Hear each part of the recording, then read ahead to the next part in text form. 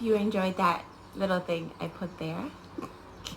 It's just an intro to what I'm going to talk about today, which is singleness. Anyway, so I up until now have tried to keep this video like without stuff about myself because I want to focus on God and what he's and how hopefully he's glorified. He'll be glorified in this, but I've decided to add this thing where occasionally I'll talk about things I'm learning. So today is the things I'm learning video, and today is things I'm learning from being single. So yeah, I am single, which is a fact that I occasionally hate, but most of the time I'm very, very happy with, but also a fact that I never forget because I'm just maybe a little too obsessed with the future. I can't live in the present. It's very hard for me to live in the present. I'm always trying to be like, what's gonna happen tomorrow? And then I miss out on what's happening now. So that's probably why I'm so focused on singleness.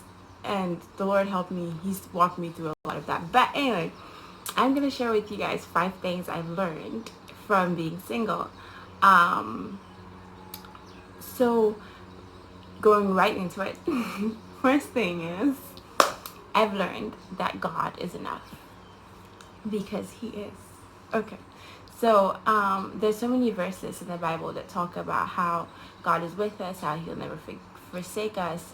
I also love this one verse in Psalm that says, when I'm afraid, I will trust in you. And then there's this one that says, he who trusts in the Lord, his heart is stayed, pretty much. I forget exactly what it says, but also there's so many verses that talk about God's faithfulness and how he will be there when we call on him. And when you think about it outside of like, people don't usually think about that in connection with singleness, but there are days when in the single walk you're just, like tired of being alone and not have anyone who's checking in on you or calling you or like, stuff.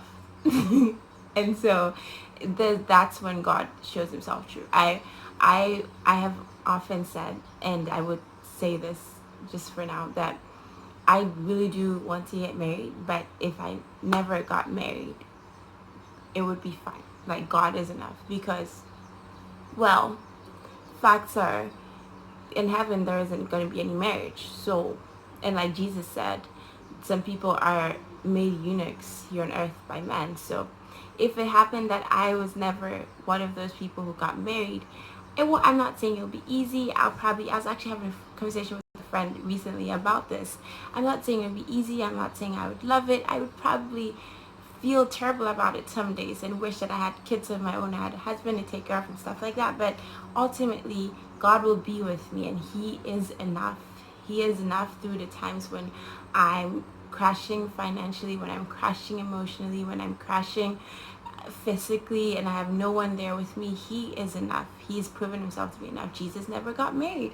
He had a bunch of really good friends. He had 12 friends as an adult. That's crazy. I can count the number of friends I have on my 5 fingers, but let's not go into that. God was faithful to provide, and he will be faithful if it happens that I never got married. So that's one thing I'm learning. God is enough. The second thing I'm learning is friends are a gift from God and should not be taken for granted. I think that it's so easy as human beings to feel like we don't need anyone, and when someone hurts us, we just cut them off real fast because, well, bye. And it's a very prideful way of living, and I'm learning. As I said, I have like 5 friends I can get. That's not wholly true. I have a lot of people who I would call friends, but I mean like 5 close friends or less. And like, they're great. I love having them, but I also realize how fragile these things are because they are living now. We're so apart. I mean, apart from coronavirus, we're already apart. So now with coronavirus, it's where we're not seeing each other. They're in different countries, doing different things. They have lives, and so many things can get lost between the cracks, like communication errors, and then you can be like, oh, are they mad at me? Why did they do that? Oh my goodness, I can't believe they said that. And then just letting things like burn out slowly. And I'm learning that if I want a friendship, I need to learn to fight for it. I have I've decided to mature in that area, because in the past I'd be like, well, whatever, they're not worth the trouble. But now I'm learning that if God has given me a friend, it's a gift. And like every other gift, the giver would want you to keep the gift well. And so I'm trying to cherish my friends a little bit more. Another thing I'm learning is family is good training for marriage. Like, I live with my family now, and it can get annoying because I'm willful and they're awesome. And so, they're like, don't do this. And I'm like, I want to do this. Or I'm like, why did you touch this? And just a lot of willfulness going on. And them being up in your business. Why are you sad? Why are you happy? What's happening? I'm like, leave me alone. And they're like, no, we want to know. And, just all this stuff. Them needing to know you because they love you. And I feel like that's just a great way to, at least that's what the Lord is showing me, that like, when you're married, they're all up in your business. It's just life. So learning how to navigate family and navigate their cares and navigate their concerns and navigate their annoyances definitely can help eventually if I ever do get married. And then another thing that I'm learning, and I have to read this, is it's not unhealthy to be in a good place and yet wish for another form of goodness. So I like to kid with myself and say, like, I'm totally ready to switch my problems now for married women problems, like where the Bible says an unmarried woman is concerned with things of the Lord and how to please the Lord, but a married woman is concerned with things of the world and how to please the husband. I'm like, I'll take that. But like, I'm in a good place now. I'm in a really good place now, as in like, when people, I like to kid about my status. I like to, daydream about how life would be in future and like all these different things. But ultimately, I'm fine with switching statuses, and it's not wrong. I'm not being ungrateful to God by saying that I want to be married. He knows my desires. I'm trying as much as I can to glorify him in this, but also seeking to glorify him in that if he lets me. So it's not in any way ungrateful, not in any way unhealthy if you're single to want to be with someone ultimately. And then the last one is probably my favorite because it's hope. Odds are I would not be single forever, and neither would you. So if you're single, look at statistics. Just look around. I mean, I know people are marrying less and cohabitating or whatever.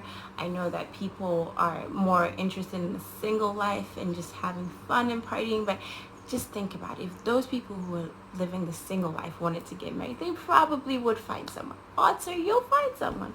No matter how picky you are, you'll probably find someone. You might have to lower your standards a bit eventually, or you might not. Point is, you will find someone, you will have your own love story, and it will be awesome, especially if you trust the Lord. Okay, I'm not saying if you trust the Lord he's going to give you someone, but I'm just saying, odds are, looking at how things go, you're probably going to get married. So why worry? Those are 5 things I'm learning from being single. If there's anything that you're learning from being single too, I would love to know. I don't know why I'm so today I'm just like, and it's not like it's even an exceptionally happy day. Okay, I think I just ate cinnamon rolls, so I'm like sugar high. But anyway, so yeah, those are 5 things I'm learning from being single. If you're single and you're learning something, I'd love to know. You can leave it in the comment. If you are married and you have some great advice for single people, that's not you will get married one day and just hold on, please let us know in the comments. And yeah, thank you for watching. Also, real quick, this coronavirus thing, it's gonna end, and then you're gonna get to go out and meet people and finally meet the one, or maybe you might meet them on Tinder or something. Okay, I'm gonna go now. Thank you so much for watching. Have a wonderful day. Also, yeah, stay safe, wash your hands, social distance, and all that fun stuff. And remember to love the Lord your God with all your heart, mind, soul, strength, and body. Bye. Hey guys, I just got this from one of my friends who is a nurse. Prayers for frontliners would be great. Yeah, thank you. Bye.